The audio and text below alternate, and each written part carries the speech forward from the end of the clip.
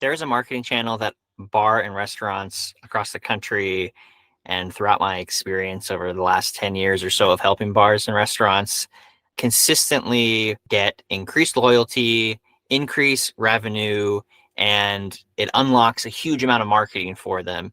And that is events. And obviously, I am talking about this because I work at Event Vesta, this event promotion company, but it's really just something I see all the time. And I've only been working here for 2 years. And before that, the reason I even got into events in the first place because I was working as a server and a busser at some local restaurants in Pittsburgh, Pennsylvania, and then eventually started working on their marketing and business strategy. And I worked with some local delis. I worked with a couple bar chains. I worked with a family restaurant chain, lots of different types of bars and restaurants. And something that I saw working over and over again, and it really drew me to it, was events. And events can seem really intimidating, especially if you think of like music festivals and like those types of things as events, but events don't have to be that complicated. I saw lots of bars using events really effectively to drive repeat traffic back to their restaurant over and over and over again with relatively kind of cookie cutter event formats that you can just repeat over and over, but every time it's slightly unique. And I'm going to talk about some of those ideas at the end of this podcast. But first, I just want to touch on like, why would you even want to do events when it seems like kind of a big lift?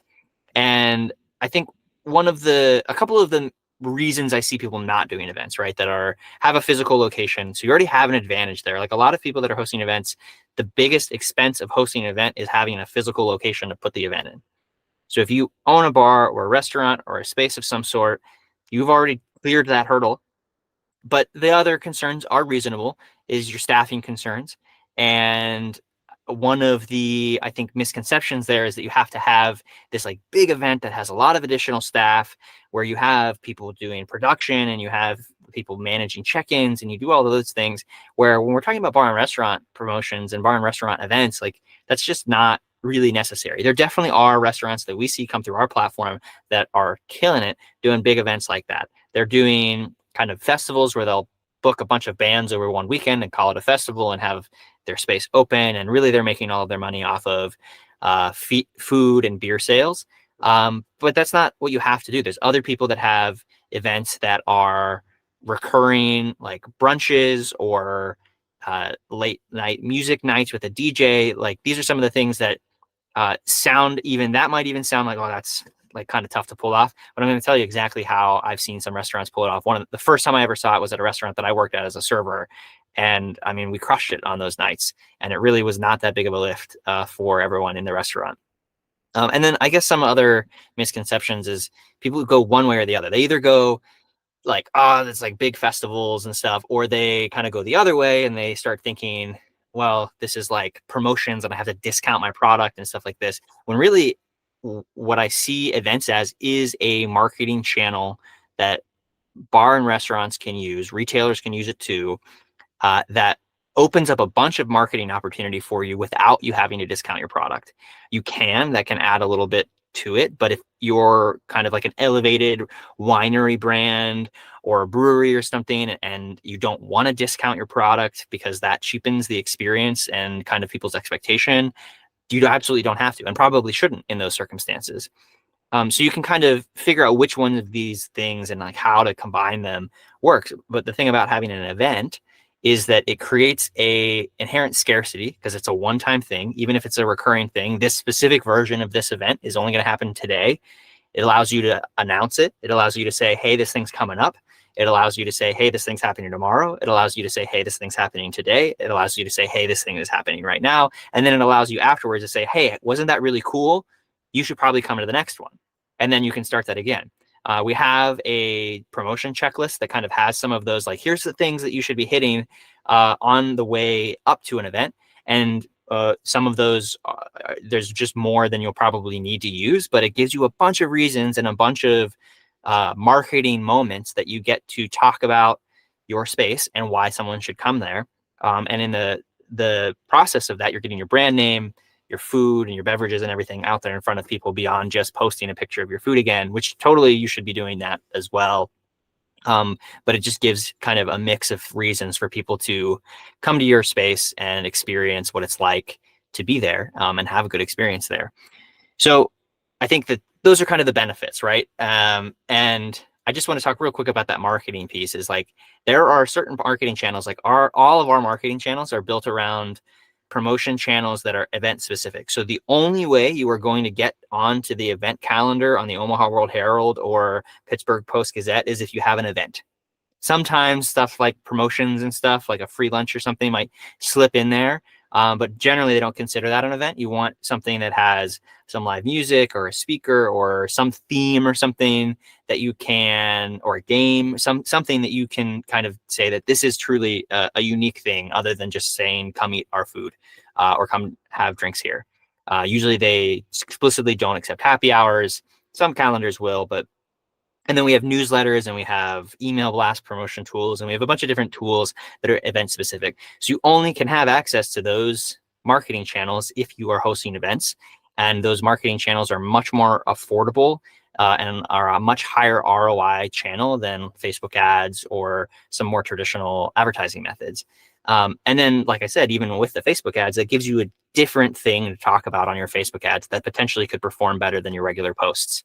So let's talk about some low lift event concepts.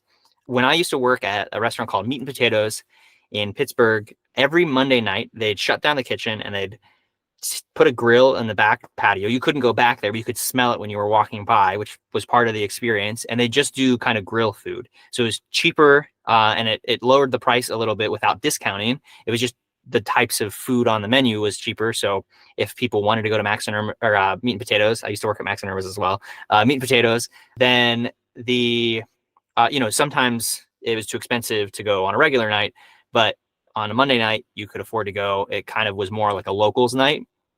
I mean, it attracted a lot of people in there, and we were always just absolutely booked and packed. And they would put a DJ in the one corner. They moved one table. A DJ came in, set up. They got paid for the night, and they didn't, like, really, the staff didn't interact with it at all. They came in, set up, plugged in, did their thing for a couple hours, and then left. And that was the extent of the event, and it did amazing.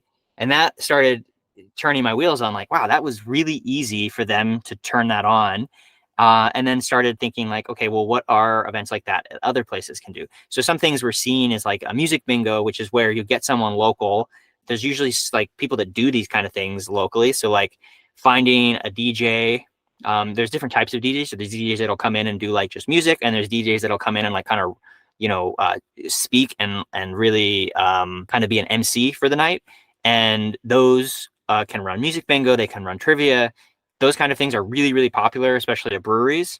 You have to promote it. You can't just expect that like people are going to know about it. And honestly, you can't usually. Some trivia companies and some music companies and stuff can do a good job of promoting it for you.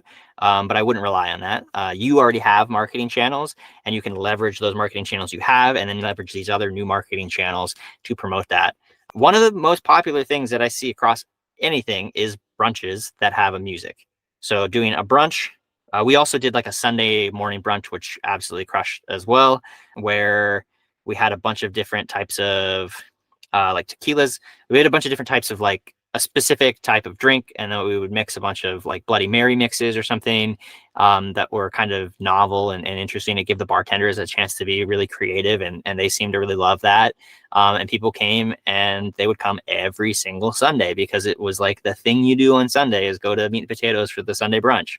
So those kind of things are a way that you can create like an event that is not discounting your food or drinks or discounting your prices and brand, but creates these unique experiences that can become staple, especially if you do them as recurring events. Like they can become staple parts of especially locals experience, which creates this loyalty that every restaurant knows.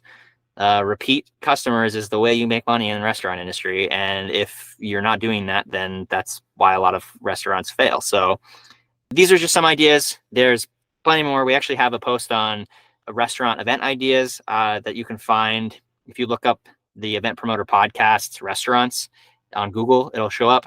It might be in the description, depending on where you're listening or watching this.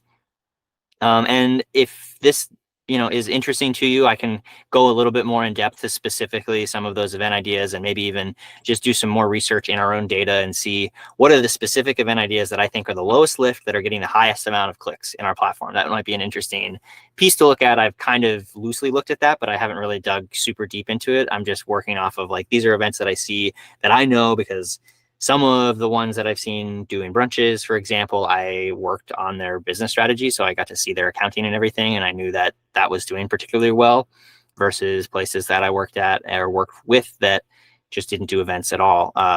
And I think that there's lots of opportunity then, if that works, to then continue to build on that momentum, and then bring in a DJ, then bring in live music, then bring in, like, just start to stack the experience. And then you versus the bar down the street is just like, well, of course we're going to go to Meat and Potatoes because there's always something happening at Meat and Potatoes that gives you kind of a reason to go. And that's what you're looking for as a bar and restaurant, is kind of giving people a reason to go and come back, even though they already went, in addition to kind of the environment and the other people they know there, and kind of the community that gets built around your brand and your location. So hopefully this is helpful. You can check out the Event Promoter Podcast on all kinds of other stuff about promoting events. And Event Vesta does it in a localized way across 203 markets. So we'd love to talk to you if that's something you're interested in. Even if you're like, I think we should do events, but I don't really know. Andrew, our CEO, has a lot of really great experience in this space as well. So really perfect person to talk to if you're looking to explore that strategy more. Thanks for listening. See you next week.